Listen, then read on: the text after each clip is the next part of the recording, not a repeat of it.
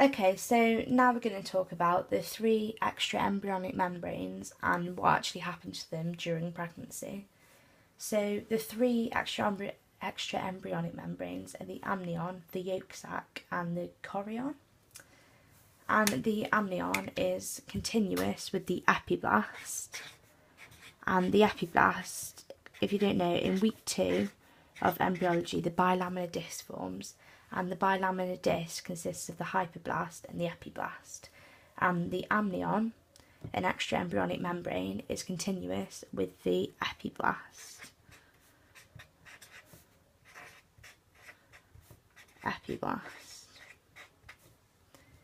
And you get your amnion, it persists right up until birth, so it lasts until birth, it doesn't go away. I'm sure you've heard of the amniotic sac.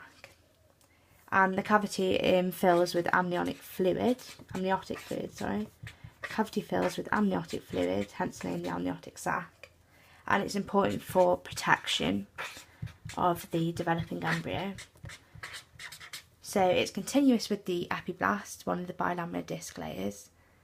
It contains amniotic fluid and it's important for the protection of the embryo. And now we've got the yolk sac. Now the other bilaminar disc layer is the hyperblast, and the yolk sac is continuous with the hyperblast. And as the amnion's function is protection, the yolk sac's function is, well, it's important in nutrient transfer, especially in weeks 2 and 3 of embryonic development. So nutrient transfer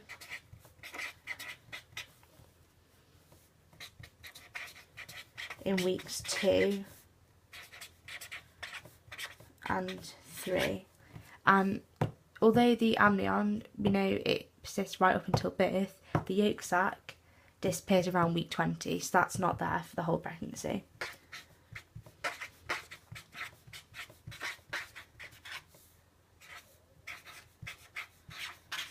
So it disappears around week 20. And now our third and final extra-embryonic membrane that's important during embryonic development is the chorion, or chorion, however people say it. And this forms the fetal component of the placenta. That's the chorion's role of placenta. And you see a chorionic cavity, so it has a cavity in early pregnancy, and its cavity disappears as the amnion expands.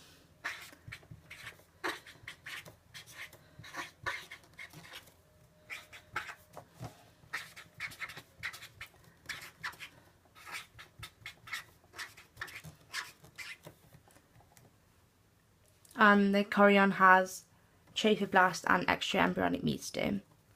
So basically, to recap, the amnion is continuous with the epiblast, the yolk sac is continuous with the hyperblast, amnion continues until birth, yolk sac until about week 20, amnion's function is protection, yolk sac is in nutrient transfer, and the chorion forms the fetal component of the placenta. Now, what actually happens to each of these, I mean, I've touched on it during the late embryonic period, is the amnion expands. So the amnion that contains the amniotic fluid, that's important for the protection of the embryo, it expands and it completely lines the chorion.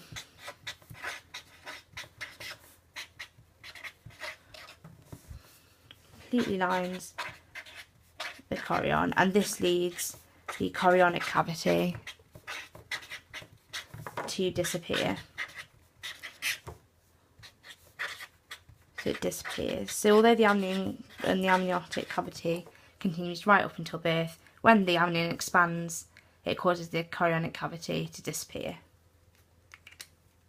And we know that the yolk sac disappears around week 20. So it's important for nutrient transfer in weeks 2 and 3. But once it's done that, it's kind of fulfilled its role, and so the yolk sac disappears around week 20. And the uterine cavity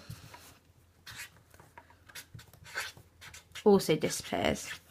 It gets smaller as the embryo grows, and then it too disappears.